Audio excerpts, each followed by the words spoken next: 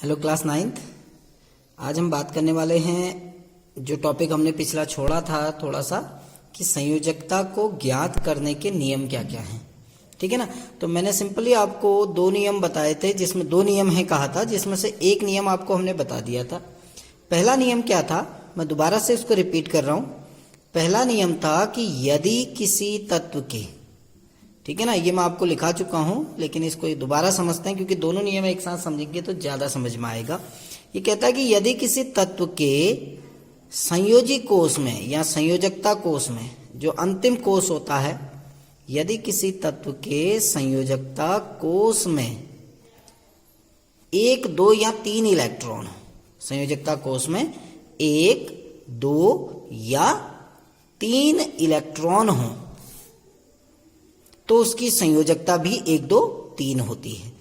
तो उसकी संयोजकता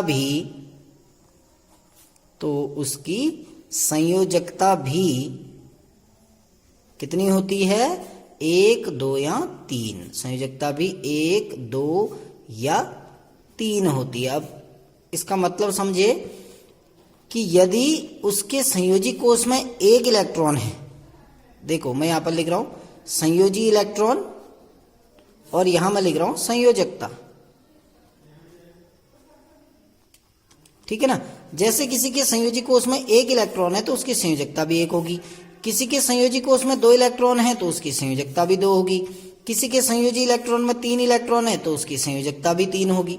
ठीक है ना। यानी संयोजकता जो होती है, पहले ही कहा है हमने कि किसके द्वारा निर्धारित होती है? संयोजी कोष के इलेक्ट्रॉनों के द्वारा। अब देखिए, जैसे मैं कुछ तत्व लिख रहा हूं, हाइड्रोजन है, हीलियम या आपका लिथियम है ना, बेरिलियम है आपका। अब इनकी हम संयोजकता देखते हैं। देखिए, हाइड्रोजन का परमाणु क्रमांक 1, लिथियम का 3 और बेरिलियम का 4। तो हाइड्रोजन का परमाणु क्रमांक 1, लिथियम का 3, बेरिलियम का 4। अब हम इसका विन्यास लिखते हैं। देखिए, ये आपके तत्व हैं, ठीक है ना।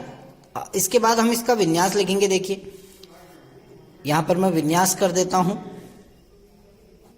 फिर हम संयोजी इलेक्ट्रॉन देखते हैं और लास्ट में हम संयोजकता देखेंगे। देखिए, मैं आपको इसका उदाहरण बता रहा हूं, ध्यान से देखिएगा। जैसे हाइड्रोजन का विन्यास क्या होगा? एक, खाली एक। इसके संयोजी इलेक्ट्रॉन कितने होंगे? एक। लिथियम का विन्यास क्या होगा? 2,1। तो इसके संयोजी इलेक्ट्रॉन कितने दिख रहे हैं आपको? एक। बेरिलियम का विन्यास करेंगे तो 2,2। इसके संयोजी इलेक्ट्रॉन कितने हैं आपके? 2। एक उदाहरण और ले लेते हैं, एल्यूमिनियम का उदाहरण लेते हैं, जिसका परमाणु क्रमांक 13 है। तो इसका विन्यास होगा 2,8,3। इसके संयोजी इलेक्ट्रॉन कितने हैं? 3। तो हमने कहा कि यदि किसी तत्व के संयोजी कोष में एक, दो या तीन इलेक्ट्रॉन हो तो उसकी संयोजकता भी वही होती है। जिसके एक इलेक्ट्रॉन होंगे उसकी संयोजकता एक, जिसके दो इलेक्ट्रॉन होंगे उसकी संयोजकता दो, जिसके तीन इलेक्ट्रॉन होंगे उसकी संयोजकता 3। क्योंकि इसमें संयोजी इलेक्ट्रॉन एक है तो इसकी संयोजकता भी एक। इसमें भी एक संयोजी इलेक्ट्रॉन है, इसकी संयोजकता एक। इसमें दो संयोजी इलेक्ट्रॉन है, इसकी संयोजकता 2। इसमें तीन संयोजी इलेक्ट्रॉन है तो इसकी संयोजकता 3। ये पॉइंट आपको क्लियर हो गया होगा। अब हम अपने दूसरे पॉइंट की ओर जाते हैं। ठीक है ना। अब हमने कहा एक, दो या तीन इलेक्ट्रॉन है। किसी के संयोजी कोष में 4 भी हो सकते हैं, 5 भी हो सकते हैं, 6 भी हो सकते हैं, 7 भी हो सकते हैं और 8 भी हो सकते हैं। तो उन तत्वों का क्या होगा? उनके लिए दूसरा नियम है, ध्यान से समझना। दूसरा नियम कहता है कि यदि किसी तत्व के संयोजकता कोष में, जो अंतिम कोष है जिसको हम संयोजकता कोष कहते हैं, तो ये कहता है कि यदि किसी तत्व के संयोजकता कोष में 4, 5, 6, 7 या 8 इलेक्ट्रॉन हो, अधिकतम 8 इलेक्ट्रॉन हो सकते हैं ना।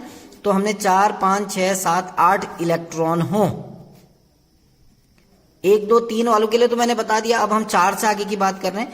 तो उनकी संयोजकता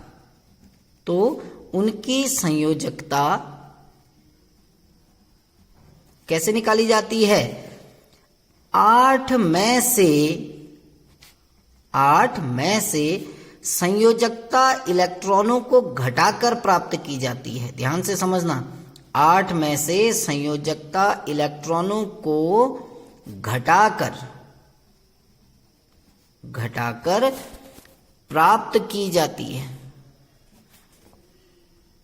यानी हम 8 में से संयोजकता इलेक्ट्रॉनों को घटाएंगे। जैसे अब मैं आपको उदाहरण बताता हूं, जैसे कार्बन है, ठीक है ना, नाइट्रोजन है, ऑक्सीजन है, फ्लोरीन है, नियॉन है, और भी जो भी तत्व होंगे, मैं केवल इतनों का उदाहरण बता रहा हूं। कार्बन का परमाणु क्रमांक 6, नाइट्रोजन का 7, ऑक्सीजन का 8, फ्लोरीन का 9, नियॉन का 10। अब हम इनका विन्यास करेंगे। देखिए, अब हम इनका विन्यास लिख रहे हैं। ये तो आपके तत्व हो गए। अब हम इनका विन्यास करेंगे। उसके बाद विन्यास करने के बाद हम संयोजकता इलेक्ट्रॉन देखेंगे। तीसरा, हम संयोजकता इलेक्ट्रॉन देखेंगे और उसके बाद हम संयोजकता निकालेंगे। कैसे, देखिए, मैं एक चार्ट नुमा वो बना रहा हूं, आप भी ऐसे ही इसको बनाएंगे। तो जब हम कार्बन का विन्यास लिखेंगे तो कार्बन का विन्यास कैसे लिखेंगे? देखो, कार्बन का विन्यास होगा 2,4, नाइट्रोजन का विन्यास क्या होगा 2,5, ऑक्सीजन का विन्यास क्या होगा 2,6, फ्लोरीन का विन्यास होगा 2,7 और नियॉन का होगा 2,8। अब आप देखिए, इसमें संयोजी इलेक्ट्रॉन कितने हैं? 4। इसमें संयोजी इलेक्ट्रॉन कितने हैं? 5। इसमें संयोजी इलेक्ट्रॉन कितने हैं? 6। इसमें संयोजी इलेक्ट्रॉन कितने हैं? 7। और नियॉन में संयोजी इलेक्ट्रॉन कितने हैं? 8।